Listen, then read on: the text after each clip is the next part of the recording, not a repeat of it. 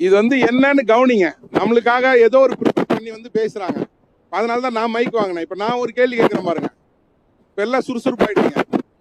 ஐயா வாங்க, பலன் சொல்லிட்டே இருந்தோம்னா எப்படி ஆகுது? இல்ல நான் உங்களை சும்மா கூப்பிட்டு ஐயாடுங்கிறது சத்தம், வேற ஒன்றும் இல்லை. இப்ப ஒரு சந்தேகம் கேட்கலாமா வேணாமா?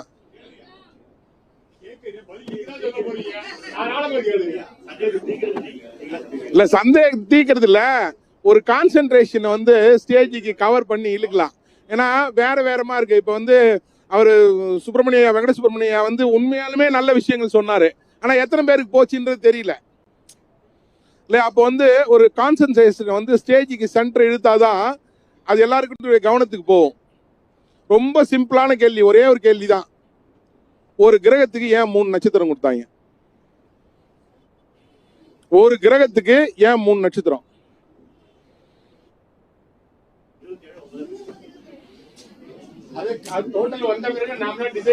நம்மளா டிசைட் பண்ணது. என்னங்க அந்த 159 நீங்க அட்டவணையில போட்டுக்கிறீங்க, அதான் ஐயா சொல்றாரு நம்ம டிசைட் பண்ணது. ஆனா 3 கிரகம் கொடுத்ததற்கு உண்டான காரணம் என்ன? அந்த சரஸ்திர உபயத்துக்கு அடிப்படை இந்த 3 தான்.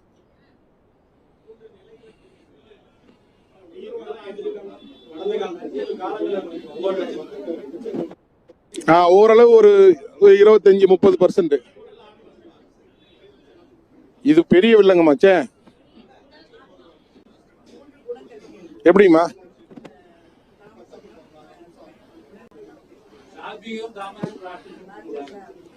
ஐயா எல்லாமே இதுக்கு வச்சு கொண்ட அடைமொழிகள் தான், வார்த்தை அலங்காரங்கள், சூழ்நிலைகள் வேறு வேறு. ஆனா இந்த 3 நிலைப்பாடுகளுக்கு ஒரு காரணம் உண்டு. நான் சொல்றது புரியுங்களா? சரஸ்திரம் உபயம், ராட்சசம், மனுஷம், அப்புறம் தேவகணம், சரிங்களா? அப்புறம் ஒருத்தர் சொன்னார்ல உடல் உயிர் ஆன்மா. இதெல்லாம் வந்து அந்தந்த பிரிவுகளுக்காக வைத்து கொண்ட ஒரு பேர். ஆனா இந்த 3க்கு ஒரு தத்துவம் இருக்கு. இந்த 3 இல்லாமல் ஆன்மீகமும் இல்லை, ஜோதிடமும் இல்லை. யாருக்கா தெரியுமா? ஐயா யோகி முருகன் ஐயா, உங்களுக்கு தெரியுமா? ஆனா இல்ல, அப்படி இல்ல, சொல்றதுக்கு முன்னாடி தப்பிச்சுக்கிறது. எனக்கு தெரியவே தெரியாது, வம்புக்கே வரல. கடைசி வச்சு பாடம். இந்த 3 நிலைப்பாடுகள் என்பது இயக்க தத்துவம். இதனுடைய அடிப்படை ஆத்தல், காத்தல், அழித்தல். இது ஒரு சர்க்கிள்ல முடியும், உருவாகும், வளரும், மறுபடியும் அழியும், அழிந்தது மறுபடியும் உருவாகும்.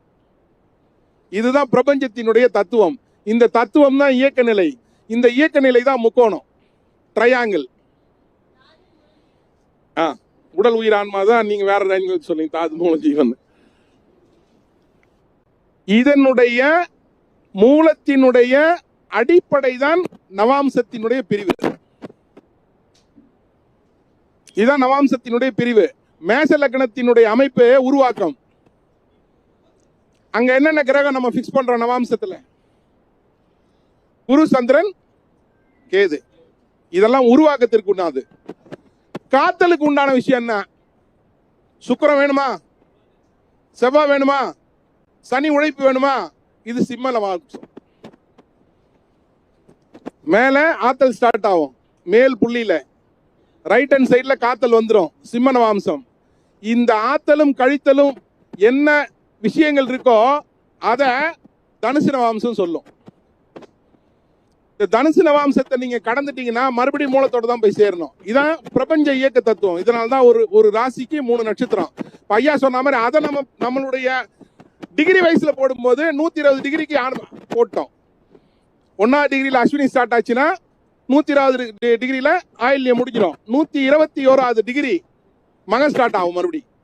கரெக்டா? தப்பா சொன்னா எனக்கு ஜோசியம் தெரியாது, ஜோசியம் தெரியாது.